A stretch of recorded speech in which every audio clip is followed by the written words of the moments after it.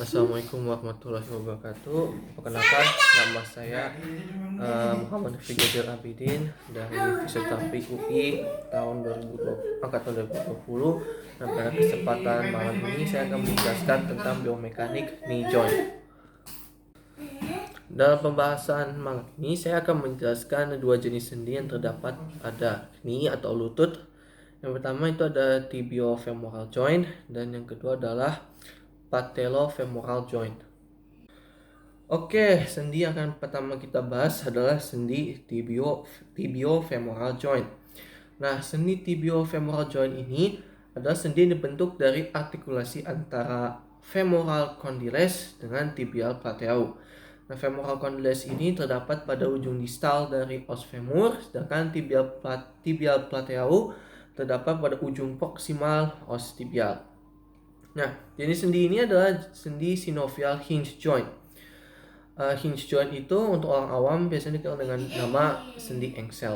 Nah, sesuai dengan namanya, sesuai dengan jenisnya, maka sendi tibiofemoral ini hanya bisa melakukan gerakan pada satu bidang, yaitu pada bidang sagital, dan gerakan yang dilakukannya adalah fleksi dan ekstensi. Walaupun sebenarnya saat kita melakukan gerakan fleksi bisa terjadi gerakan rotasi baik medial dan lateral. Oke, sekarang kita akan membahas gerakan yang terjadi pada sendi tibiofemoral joint. Nah, sebelum kita membahas gerakan-gerakan yang terjadi, perlu kita perhatikan bahwa pada sendi tibiofemoral joint ini berlaku hukum konkav on convex, atau lebih mudahnya adalah tulang konkav bergerak atas tulang konveks. Nah, tulang konveks pada sendi tibiofemoral joint itu adalah tulang femur atau tepatnya pada femoral condylesnya, dan tulang konkavnya adalah tulang tibia, lebih tepatnya pada tibial plateau. Nah, perlu diketahui juga jika tulang konkavnya bergerak, maka arah pergerakan sendi sama dengan tulangnya. Oke, sekarang kita membahas gerakan utama pada sendi tibiofemoral joint. Nah, seperti saya sebutkan sebelumnya tadi, gerakan utama yang terjadi pada sendi tibiofemoral joint itu adalah gerakan fleksi dan ekstensi. Kita bahas dulu gerakan fleksinya. Nah, ada sedikit menarik dari gerakan fleksi sendi tibiofemoral joint. Nah, tidak seperti pada tulang-tulang lain, seperti contohnya tulang humerus dan femur.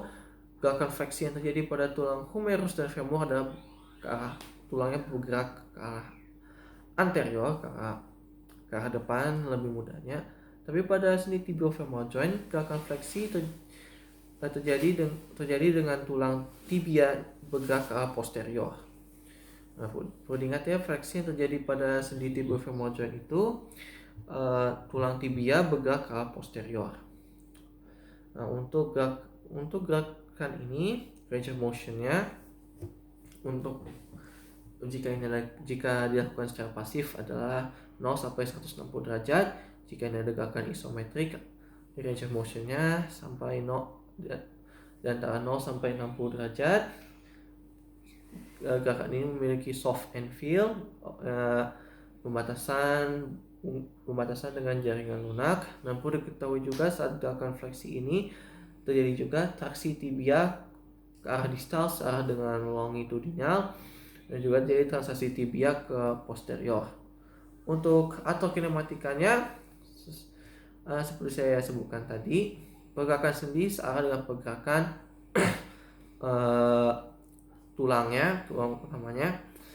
Maka atrokinematikanya dari gerakan fleksi tibiofemoral joint adalah tibial plateau roll dan glide posterior. Oke, sekarang kita akan membahas gerakan ekstensi pada sendi tibiofemoral joint. Nah, gerakan ini, maka jika pada fleksi tulang os tibia bergerak ke posterior, maka ekstensi pada sendi ini adalah tulang tibia kembali ke bergerak anterior, kembali ke posisi semula. Nah, range of motionnya pada gerakan sendi ini adalah 0 sampai 10 derajat. Nah, 10 derajat ini adalah hyperextension maksimal yang masih dikatakan normal. dan gerakan ini memiliki hard and feel atau pembatasan oleh tulang, dan juga jadi penguncian dengan rotasi eksternal. Terjadi gerak valgus juga pada gerakan ekstensi ini, dan terjadi translasi tibia ke arah anterior. Untuk atau kinematikanya berarti kebalikan dari fleksi tadi, yaitu maka adalah tibial plateau roll and glide anterior. Nah, itu untuk atau kinematika untuk gerakan ekstensi tibiofemoral joint. Otot yang berperan pada gerakan fleksi tibiofemoral joint itu adalah otot hamstring yang terdapat pada tulang femur. Itu otot hamstring terdiri dari otot musculus biceps femoris, semimembranosus, dan semitendinosus. Dan untuk ekstensi pada tibiofemoral joint, prime movernya adalah otot quadriceps yang juga terdapat pada tulang femur. Otot quadriceps ini terdiri dari musculus rectus femoris dan musculus vastus medialis, intermedius, dan lateralis. Nah, seperti yang tadi mungkin telah saya sebutkan, terdapat juga gerakan pasif rotasi saat kita melakukan gerakan fleksi pada tibiofemoral joint. Nah, rotasi bisa rotasi medial dan juga rotasi lateral. Nah, perlu diketahui bahwa rotasi ini dapat kita lihat pertama saat satu posisi pasien duduk terlengkup dengan tibiofemoral jointnya difleksikan 90 derajat, atau posisi duduk pasien adalah duduk di pinggir dengan tibiofemoral jointnya difleksikan 90 derajat juga. Kita bahas di gerakan medial dulu. Rotasi medial ini memiliki range of motion antara 30 sampai 35 derajat dengan elastic and feel, dibatasi oleh ligamen yang terdapat pada sendi tibiofemoral joint. Dan untuk rotasi lateral memiliki range of motion dari 40 sampai 45 hingga 50 derajat, juga dengan elastic and feel, dibatasi oleh ligamen-ligamen yang terdapat pada tibiofemoral joint. Oke, selanjutnya kita akan membahas tentang sendi patellofemoral joint. Nah, sendi ini adalah sendi yang dibentuk dari artikulasi antara os patella dengan bagian anterior dari femoral condyles yang terdapat pada ujung distal os femur. Sendi ini termasuk sendi plank joint, dan gerakan yang terjadi kurang lebih adalah gerakan geser saja. Oke, gerak geser patella terhadap femur yang terjadi pada patellofemoral joint ini mengikuti pola ulur gerak lurus melengkung ke medial lurus. Gerak geser patella ke proksimal dan ke distal terjadi saat kita melakukan extension dan flexion pada tibiofemoral joint. Dan perlu kita tahu, saat kita melakukan extension tibiofemoral joint, maka disertai dengan gerak geser patella ke arah medial hingga tibiofemoral joint kembali lurus.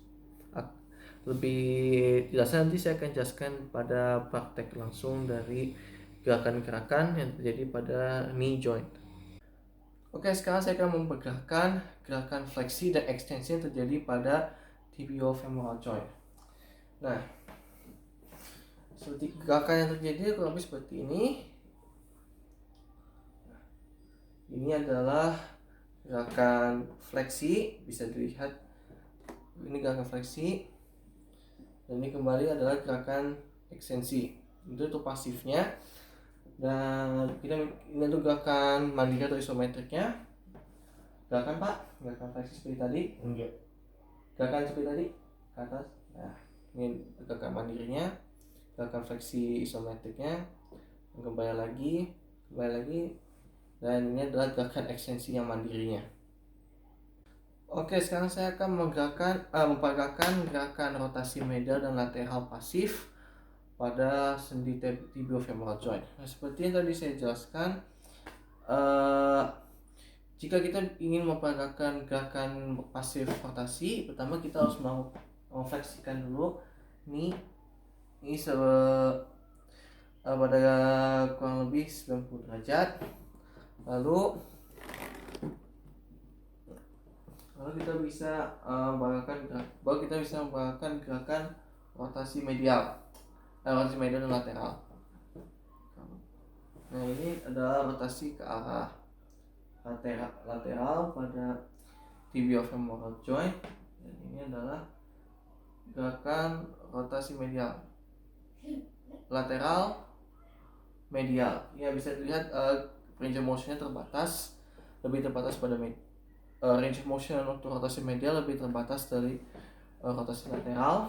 Sudah ketahui itu, range of motionnya sudah dijelaskan sebelumnya pada pembahasan sebelumnya. Sekarang saya akan mempraktikkan gerakan translasi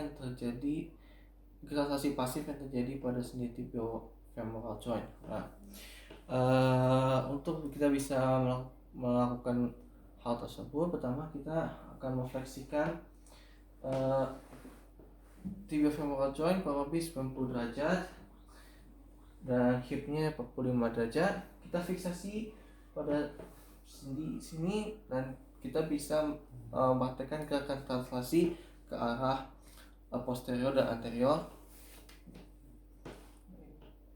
Ini adalah ke arah anterior, ini posterior, gerakan anterior, posterior,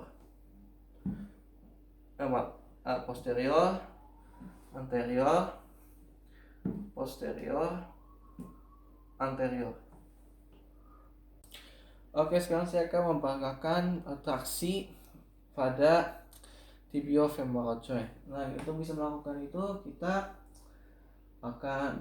kita memposisikan pasien pada supine position atau terlengkup seperti ini. Lalu ini kita fleksikan kurang lebih 70 derajat. Kita fiksasi pada sendi tersebut, pada ujung proksimal sendi tersebut. Lalu kita bisa melakukan gerakan traksi.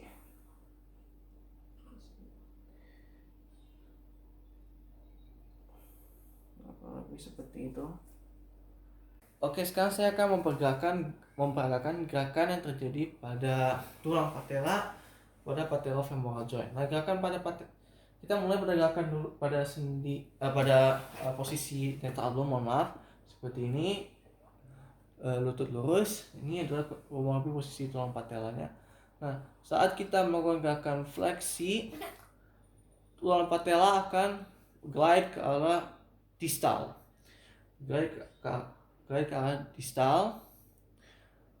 dan saat seperti ini glide ke arah distal seperti ini. Dan saat kita kembali ke gerakan ekstensi, maka dia akan tulang patellanya akan glide kembali ke arah posterior. Nah, ini adalah gambaran umumnya pada gerakan terjadi pada patellofemoral joint. Oke, selanjutnya kita akan membahas tentang suatu jaringan terdapat pada tibiofemoral joint, itu adalah jaringan meniskus. Nah, jaringan meniskus ini ada dua, itu ada meniskus medial dan lateral, dan ini terdapat di antara tulang femoral condyles dan juga tibial patellus. Nah, apa fungsi dari jaringan meniskus ini? Nah, jaringan meniskus berperan dalam memperluas bidang penyerapan beban dan otomatis menjaga articular cartilage dari beban yang berlebihan, dan juga membantu ligamen terdapat pada sendi tibiofemoral joint dalam peran stabilisasi sendi. Nah, perlu diketahui bahwa terdapat paling tidak 4 ligamen pada sendi tibiofemoral joint. Yang pertama itu kita memiliki MCL dan LCL, yaitu medial dan lateral collateral ligament, dan juga PCL dan ACL, yaitu posterior dan anterior cruciate ligament. Nah, jaringan meniskus ini kebanyakan bagiannya adalah bersifat avaskular atau tidak dialiri darah. Nah, ini akan menyebabkan masalah jika jaringan tersebut mengalami cedera atau kerusakan, di mana mereka membutuhkan waktu yang cenderung lebih lama untuk pulih karena bersifat avaskular atau tidak dialiri oleh darah. Oke, sekarang kita akan membahas tentang stabilisasi pada sendi tibiofemoral joint. Nah, stabilisasi pada sendi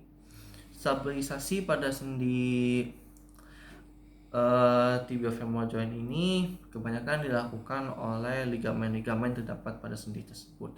Nah, saya akan bahasnya pertama. Kita membahas ligamen. Pertama kita membahas tentang ligamen-ligamen terdapat pada sendi itu dan juga stabilisasi apa yang mereka lakukan. Nah, ligamen pertama adalah MCL, itu adalah medial collateral ligament yang ini berperan pada stabilisasi gaya valgus. Dan selanjutnya adalah lateral collateral ligament atau LCL, ini berperan pada stabilisasi gaya varus. Nah, yang selanjutnya adalah ACL atau anterior cruciate ligament, ini berperan pada stabilisasi ostibula terhadap gaya anterior. Dan terakhir adalah posterior cruciate ligament yang berperan pada stabilisasi ostibula terhadap gaya posterior. Sekian pembahasan sendi biomekanik pada sendi knee joint. Kurang lebihnya mohon maaf atas keterbatasan materi, kesalahan dalam penyampaian materi, dan juga kesalahan dalam praktek. Mohon maaf sebesar-besarnya. Terima kasih banyak. Assalamualaikum warahmatullahi wabarakatuh.